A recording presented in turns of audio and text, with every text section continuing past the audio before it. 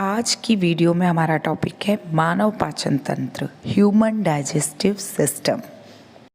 इस वीडियो में मैं आपको पूरा मानव पाचन तंत्र समझाऊंगी, तो आप इस वीडियो को पूरा एंड तक देखेंगे। बच्चों, हम जो भोजन करते हैं उस भोजन के जटिल पदार्थों को व बड़े अणुओं को सरल अणुओं में तोड़ना ही पाचन कहलाता है। और इसकी परिभाषा क्या होगी? भोजन के जटिल पोषक पदार्थों व बड़े अणुओं को विभिन्न रासायनिक क्रियाओं और एंजाइम की सहायता से सरल, छोटे व घुलनशील अणुओं में बदलना पाचन कहलाता है। और जो तंत्र ये कार्य करता है उसे क्या कहते हैं? उसे पाचन तंत्र कहते हैं। बच्चों, आगे हम इस पाचन तंत्र की क्रिया को पढ़ेंगे। पाचन तंत्र को दो भागों में बांट के पढ़ते हैं, पाचन अंग और पाचन ग्रंथि। पाचन अंग में मुखगुहा, ग्रास नली, अमाशय, छोटी आंत्र, बड़ी आंत्र और मलद्वार के बारे में हम पढ़ेंगे विस्तार से।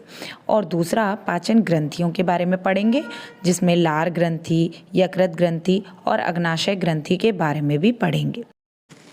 भोजन के पाचन की शुरुआत मुख गुहा मतलब माउथ कैविटी से स्टार्ट होती है। बच्चों, मुख गुहा में निम्न संरचनाएं होती हैं जिनके बारे में हम पढ़ेंगे, जैसे दांत, जीभ और लार ग्रंथि, यानी हमारी जो पाचन ग्रंथि है ना, उसके बारे में। सबसे पहले दांत। मनुष्य के एक जबड़े में 16 दांत व दोनों जबड़ों में 32 दांत होते हैं। और दूधिया दांत मतलब बच्चों में 20 दांत होते हैं। मनुष्य में दांत 4 प्रकार के होते हैं।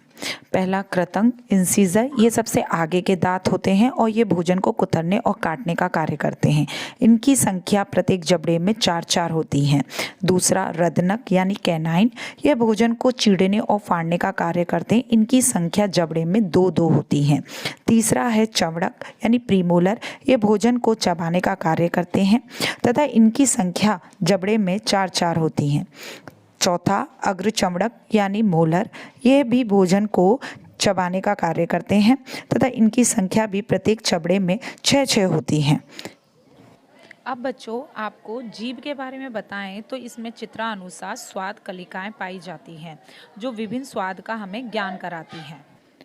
लार ग्रंथि। मनुष्य में 3 जोड़ी लार ग्रंथियां पाई जाती हैं और लार की प्रकृति हल्की अम्लीय होती है। लार में टाइलिन एंजाइम पाया जाता है जो स्टार्च का पाचन करता है। भोजन का पाचन मुख से ही प्रारंभ हो जाता है। रसनी या ग्रासनाल, यह एक पाइप के समान संरचना है। इसमें कोई भी पाचन ग्रंथि नहीं होती है, अर्थात इसमें कोई पाचन नहीं होता है। यह तो भोजन को मुख गुहिका से आमाशय तक पहुंचाने का कार्य करती है। अब हम पाचन तंत्र का मुख्य भाग आमाशय के विषय में जानेंगे। आमाशय ये भोजन का अस्थायी भंडार होता है। इसमें भोजन लगभग 3 से 4 घंटे तक रुकता है और इसमें जठर रस स्रावित होता है, यानी कि हाइड्रोक्लोरिक अम्ल HCl। पेप्सिन, रेनिन, म्यूकस यानी श्लेष्मा भी स्रावित होते हैं। पेप्सिन प्रोटीन के पाचन में सहायक होता है, तो रेनिन दूध का पाचन करता है, यानी दूध को दही में बदलता है। और म्यूकस आमाशय की दीवारों पर एक रक्षात्मक आवरण बनाता है। यह आमाशय को पेप्सिन और HCl से बचाता है। जठर रस अर्थात HCl की प्रकृति अम्लीय होती है, अर्थात बच्चों इस समय आमाशय में भोजन की प्रकृति अम्लीय है। आमाशय के विषय में कुछ मुख्य तथ्य जानते हैं। आमाशय में कार्बोहाइड्रेट का अपघटन नहीं होता है, बल्कि प्रोटीन का अपघटन होता है। और दूसरी बात, पेप्सिन एंजाइम द्वारा आमाशय की दीवार का आंशिक पाचन जब कर लेता है तो उसे अल्सर कहते हैं। तीसरा, आमाशय में जो लुगदी समान भोजन बनता है उसे कायम कहते हैं। अब अर्धपचित भोजन आमाशय के पश्चात छोटी आंत्र में पाचन हेतु आता है।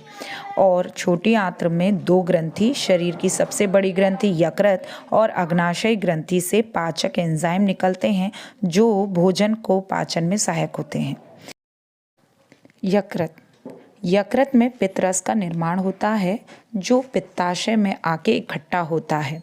पित्तरस में कोई भी एंजाइम नहीं पाया जाता, परंतु ये भोजन के अम्लीय माध्यम को उदासीन बनाकर क्षारीय में परिवर्तित करता है ताकि अग्नाशय रस में उपस्थित एंजाइम कार्य कर सकें। और अग्नाशय ग्रंथि से अग्नाशय रस के एंजाइम निकलते हैं, जिसमें पहला है ट्रिप्सिन जो प्रोटीन का अपघटन करता है, दूसरा है एमाइलेज जो कार्बोहाइड्रेट का अपघटन करता है और तीसरा है लाइपेज जो वसा अपघटनकारी है। छोटी आंत्र में भोजन का शेष पाचन तथा सर्वाधिक अवशोषण इसी भाग में होता है। यकृत अग्नाशय से निकले एंजाइम छोटी आंत्र के क्षुद्रांत में छोड़े जाते हैं, जहां भोजन का सर्वाधिक पाचन होता है। तत्पश्चात पचे भोजन को छोटी आंत्र में अवशोषित किया जाता है। छोटी आंत्र में माइक्रोविलाई यानी सूक्ष्मांकुर पाए जाते हैं, जो पचित भोजन को अवशोषित कर रक्त में छोड़ देते हैं तथा शेष अपशिष्ट भोजन जिसको शरीर की ज़रूरत नहीं होती है उसे बड़ी आंत्र में पहुंचा दिया जाता है। छोटी आंत्र की औसत लंबाई 6 से 7 मीटर होती है। बच्चों, अब हम बड़ी आंत्र के बारे में पढ़ेंगे। इसमें कोई पाचन क्रिया नहीं होती है, केवल जो बचा जल है और खनिज लवणों का अवशोषण होता है। अपचित भोजन को रेक्टम में मल द्वार के द्वारा बाहर कर दिया जाता है। छोटी आंत व बड़ी आंत का जो जोड़ होता है ना बेटा, वो सीकम कहलाता है। सीकम के आगे एक अंगूठेदार संरचना है जिसे अपेंडिक्स कहते हैं। मानव पाचन तंत्र के बारे में आज हमने अच्छे से पढ़ा। आशा करती हूँ आप सभी को अच्छे से समझ में आया होगा। और बच्चों, अब मुझे इजाज़त दीजिए। आप सभी का बहुत बहुत धन्यवाद।